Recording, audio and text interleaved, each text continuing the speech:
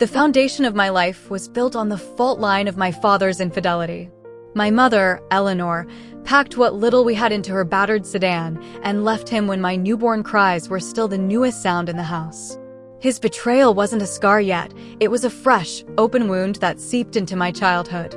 I grew up in the warm, steady glow of my mother's exhausted love, in a small apartment that always smelled of lavender cleaner and simmering pasta sauce. It was a world of calculated budgets, patched knees-on jeans, and the profound, unspoken understanding that we were a unit of two. Dad was a title bestowed upon a stranger. His visits were a bi-weekly obligation, a disruption in our rhythm. His car, always a sporty lease he couldn't truly afford, smelled of cheap cologne, spearmint gum, and the faint, acrid scent of fast food. His gifts were perpetually slightly off: a doll I was too old for, a video game for a console I didn't own, a sweater in the wrong size, tangible proof of how little he knew the son he was supposedly visiting. His life was a revolving door of women. There was Carla, the flight attendant who talked endlessly about places she'd never take me. Then Monica, the real estate agent who spoke to me like I was a client's difficult child. And Jenna, who was nice, but cried a lot in the bathroom when she thought I couldn't hear. He treated them all with a casual, charming dishonesty that I learned to recognize young. He'd promised them the world with a dazzling smile, and his eyes would already be wandering to the next pretty face across the room. To me, he was never outright cruel, just perpetually absent-minded, a ghost who offered empty promises and left a void where a father's presence should have been. He was, in the clearest terms, an asshole. Then, like a sudden, brilliant break in a perpetual storm cloud, came Sarah. Sarah was different. She didn't try to be my new mom, she tried to be my person. She was a landscape architect, her hands often faintly smudged with soil, her laughter a warm, genuine sound that filled a room without trying. The first time she came over, she didn't bring a generic gift for me. She brought a sapling in a pot, a young red maple. "Your mom says you have a little balcony," she said. "Every kid should have a tree to watch grow." She was the first one to call my mother. "Eleanor? Hi, it's Sarah, Mark's friend. I just want to make sure we're all on the same page for Alex's birthday next week. I was thinking of taking him to that new rock climbing gym, if that's okay with you." My mom had hung up the phone, her face a mask of stunned disbelief. She asked for my permission, she'd said, as if Sarah had recited the Declaration of Independence backwards. Sarah came to my middle school band concert and cheered the loudest, even when my trumpet solo was a squeaky disaster. She remembered I had a pathological hatred of mayonnaise and loved the classic rock band Journey with a passion that embarrassed even me. She was kind, steadfast, and real.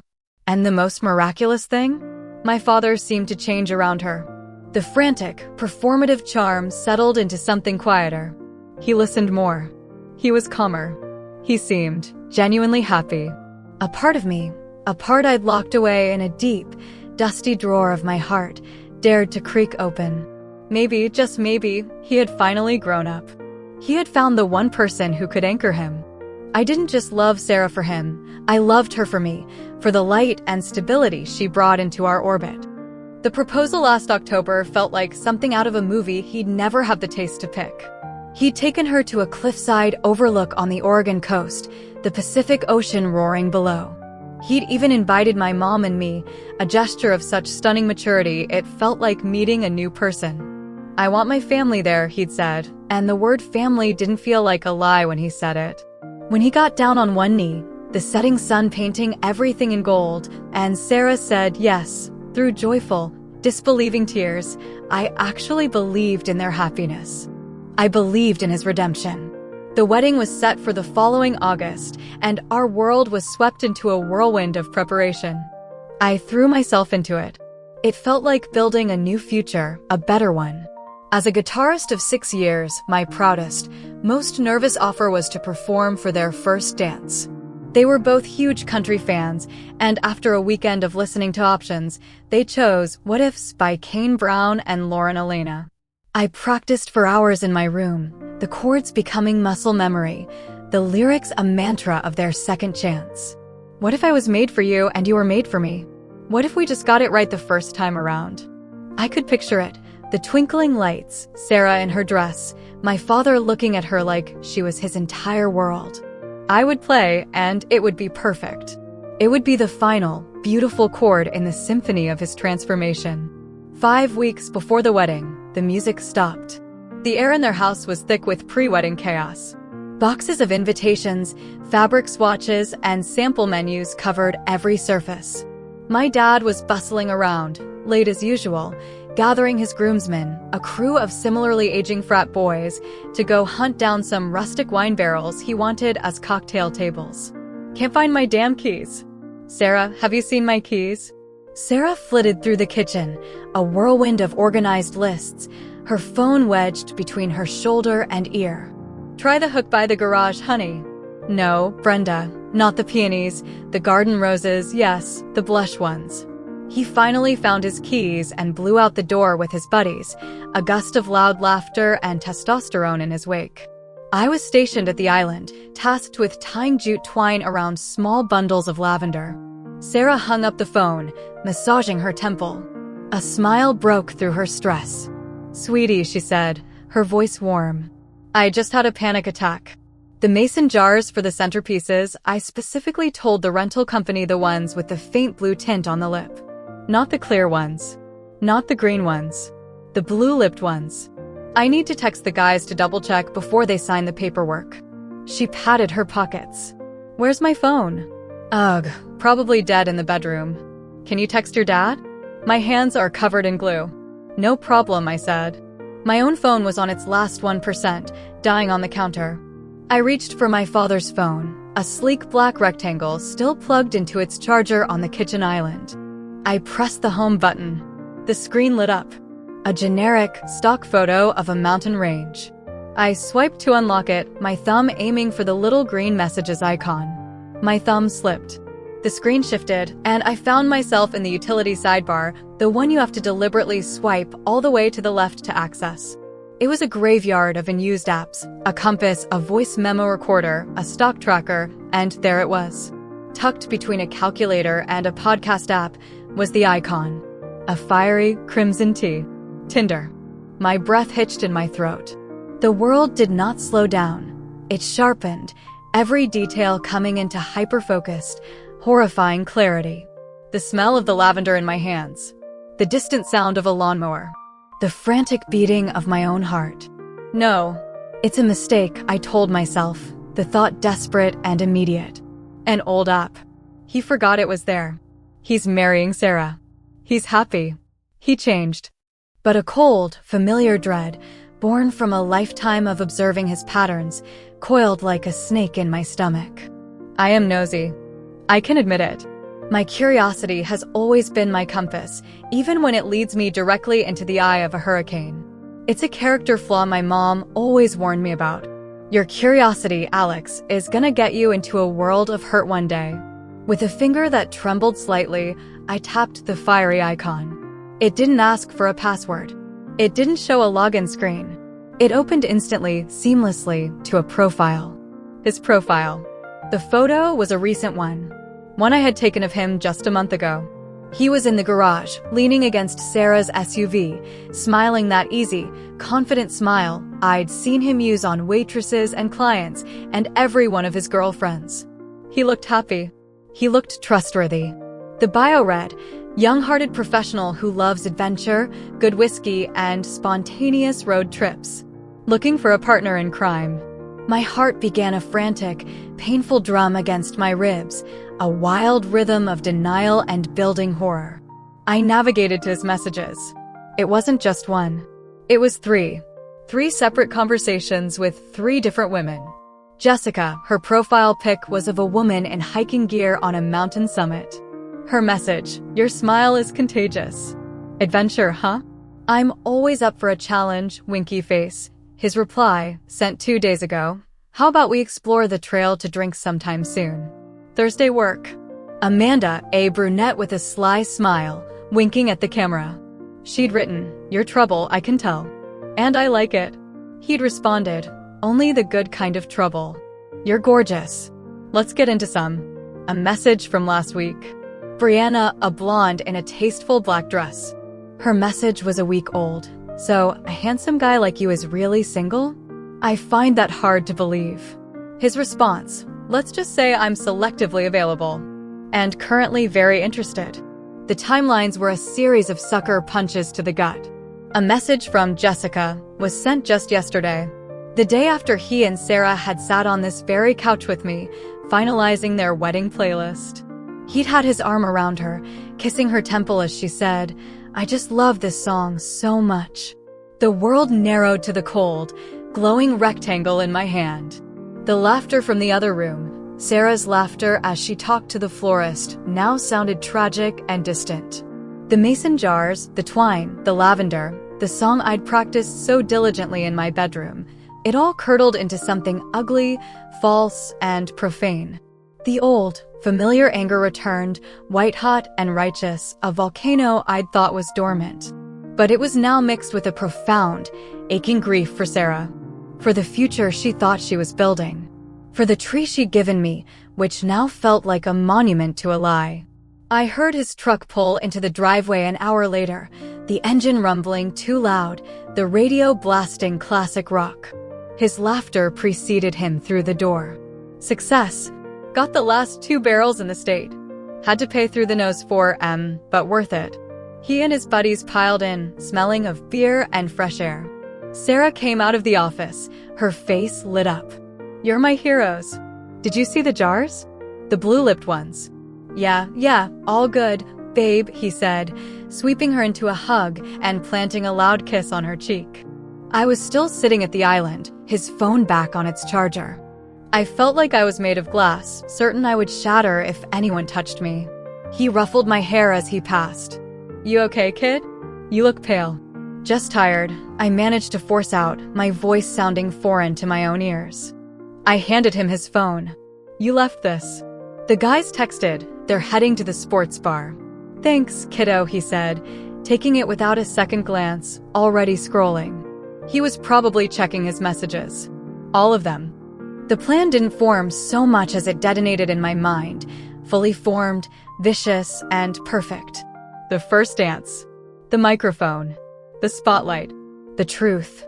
It wouldn't be a private confrontation. He'd lie, he'd gaslight, he'd talk his way out of it. He'd make her doubt herself. No, he needed to be exposed. The world he'd so carefully constructed needed to be burned to the ground, with everyone he knew watching. I needed an accomplice. That night, I texted Chloe, Sarah's daughter from her first marriage. She was 19, an art student with a nose ring and a fiercely protective love for her mom. Me, we need to talk. It's about your mom. And my dad. It's bad. She called me instantly. What is it? Did he do something? I told her everything. The app. The messages. The dates. There was a long, terrifying silence on the other end of the line. When she spoke again, her voice was low and shaking, not with tears, but with pure, undiluted rage. That motherfucker, she whispered, the word of venomous promise. We have to burn it all down. Our alliance was sealed in that moment, a pact of vengeance and protection. Chloe, a digital native and tech whiz, became my strategist. He uses his iPad for everything. It's synced to his iCloud. I know the passcode. The next time we were both at the house, she covertly accessed it, her fingers flying across the screen, extracting screenshots, saving evidence with a cold, efficient fury. We had it all. A digital dossier of his betrayal. The wedding day dawned bright and painfully clear, a mockery of our intentions. The venue was a beautiful, rustic barn on the outskirts of town, surrounded by rolling hills. Inside, it was transformed. Twinkling fairy lights were strung from the high beams, long tables were covered in burlap runners, and the centerpieces, featuring the correct blue-lipped mason jars, were stunning. Sunflowers and blush roses burst from every vase. Sarah was a vision. Her dress was simple and elegant, lace sleeves, a fit that flared just at the hips. She looked radiant, her happiness so palpable it was almost a physical presence, a warmth in the room. She found me before the ceremony, squeezing my hand. Her eyes were shining. I'm so glad you're here for this, Alex, she whispered, her voice thick with emotion. It wouldn't be right without you. You're playing our song. The guilt was a shard of ice in my heart, so cold it was paralyzing. For a fleeting second, I wanted to call it all off. I looked over her shoulder at my father, laughing with his buddies, adjusting his tie in a reflection, pretending to be the man she believed him to be. The ice in my heart melted in the furnace of my resolve. The ceremony was beautiful. He cried actual tears when he saw her walking down the aisle. I almost believed them. He recited his vows with a convincing tremor in his voice. She beamed at him, her love so absolute it was heartbreaking. The reception was in full swing. Dinner was served, toasts were made. His best man, Dave, his boss from the car dealership, told embarrassing frat boy stories that had everyone laughing. The atmosphere was warm, joyful, buoyant. Then came the announcement from the DJ. All right, folks, grab your partners and find your tissues. It's time for the moment we've all been waiting for, the first dance for our new Mr. and Mrs. Henderson. A wave of applause swept through the barn. My dad took Sarah's hand, leading her to the center of the dance floor under a canopy of lights. They looked like a magazine spread. This was it. The opening chords of What Ifs began to play through the DJ's powerful speakers. This was my cue. My mouth was dry. My hands were cold. I picked up my guitar and walked towards the small stage near the dance floor. The DJ, a guy named Steve I'd paid $200 of my own saved-up money to ensure his cooperation, saw me approach. He gave me a subtle nod and slowly faded the pre-recorded music out. The crowd quieted, expecting a sweet, live rendition. I stepped to the microphone, the feedback screeching for a second before dying down. Hey everyone, I said, my voice echoing in the sudden quiet. It sounded calmer than I felt. A few people chuckled, thinking this was a planned, charming part of the act. I could see my dad smiling, squeezing Sarah's hand. I looked directly at her, giving her a small, sad smile that I hoped she would remember later as a warning, an apology. I've been practicing a song for months for this moment, I began. My voice wavered, then steadied. A song about faith, and love, and happy endings. I paused, letting the words hang in the air. But it turns out this whole beautiful day is built on a lie. My father's smile didn't fade so much as it froze on his face, a mask of confusion. What are you doing, Alex? He hissed, his voice low but carrying a sharp, dangerous edge through the mic. This isn't funny. I ignored him, gripping the mic stand like it was the only thing holding me upright. My father has a habit, I continued, my voice gaining strength, ringing through the silent barn. A habit of always searching for something he thinks is better. A habit of betrayal. Even when he has the absolute best thing in the world standing right in front of him. I nodded to Chloe, who was standing by the DJ booth, her face pale but set with determination. She gave Steve a signal. The giant projector screen behind me, which had been cycling through a slideshow of their engagement photos, them laughing on a beach, them kissing by the Christmas tree, flickered and went dark for a heart-stopping second. Then it lit up again. Gasps erupted, sharp and sudden, like gunshots in the quiet. The screen was divided into a grid. On one side, my father's Tinder profile, his smiling, trustworthy face, the bio about adventure and spontaneous road trips. On the other, the messages. The clearest, most damning ones. How about we explore the trail to drinks? Sent to Jessica, timestamped. Your trouble, I can tell, to Amanda. The silence that followed was absolute and deafening. It was the silence of 100 people collectively holding their breath. I watched Sarah's face. I will never forget it. The light in her eyes didn't fade. It was extinguished. Snuffed out.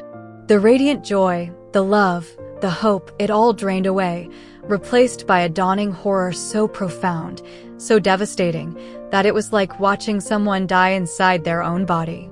Her face, so beautiful moments before, crumpled. She looked from the screen to my father, her expression one of utter, soul-deep confusion, as if she was trying to solve a puzzle in a language she didn't understand. A single, ragged, gut-wrenching sob escaped her lips. She brought a hand to her mouth, her eyes wide with the pain I had caused. She looked at me, Just for a second, and the betrayal in her gaze was a physical blow. Then she clutched her stomach as if she'd been shot, turned and fled, the train of her beautiful wedding dress a tragic banner flowing behind her as she pushed through the stunned, paralyzed crowd and out into the night. The room exploded. My grandfather, my dad's own father, a stoic Navy veteran who had buried 2 wives, was the first on his feet. His face was purple with a rage I had never seen.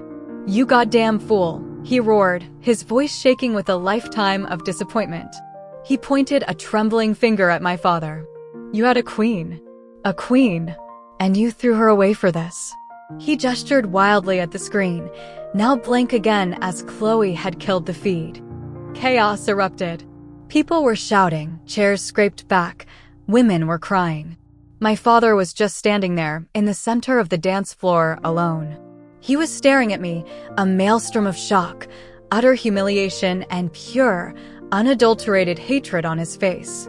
The mask was finally completely off. "You," he screamed, his voice cracking, pointing a shaking finger at me. The sound system amplified his fury, bouncing it off the walls. "You little bastard. You ruined me. You ruined everything." I leaned into the mic, my voice cold and clear, cutting through the din. It was the calmest I had ever felt. "You ruined yourself the second you swiped right. You can't help yourself. Once a cheater, always a cheater." I looked him dead in the eye, pouring a lifetime of resentment into my final words. "You're just a pathetic man-whore who never deserved her." I unstrapped my guitar, placed it carefully in its stand, a final, deliberate act of closure, and stepped off the stage. I didn't run. I walked, my legs feeling like lead, through the tables of stunned, crying, arguing family and friends. I pushed open the heavy barn door and walked out into the cool, quiet summer night. The sound of chaos faded behind me, replaced by the chirping of crickets. I had never felt such a potent mix of fury, justice, hollow victory, and devastating relief. The fallout was karmic, swift, and brutal. The best man, Dave, his boss and longtime friend, was livid. Not out of moral outrage for Sarah, but because his wife had seen the screen, and now he was in the doghouse. First thing Monday morning, my father was called into the dealership. He was fired for gross misconduct and conduct unbecoming of a company representative, a clause they apparently had in their contracts. Dave didn't want a scandal attached to his business. The family closed ranks around Sarah. Phone calls of support went to her. Invitations to dinners were for her and Chloe. My mom, after a long, tearful conversation with me where I showed her the evidence, simply said, "I'm so sorry you had to be the one to carry that, baby. But you did the right thing." She never mentioned his name again. He became a ghost. A pariah. His social media profiles were deleted or went dormant. His phone number was disconnected. No one in the family has seen or heard from him since. Rumor has it he moved to another state, trying to outrun a reputation that had finally, conclusively, caught up with him. He is simply gone. Erased. And the world feels quieter. Cleaner. The air is easier to breathe. He deserved his oblivion. Sarah deserved the truth, even if it came in a brutal, devastating package. She's healing now, surrounded by people who truly love her. And I, after a lifetime of living in the long, crooked shadow of his lies, finally deserved to step into the light. I played my last chord for him. It wasn't the one I'd practiced, but it was the one that finally set me free.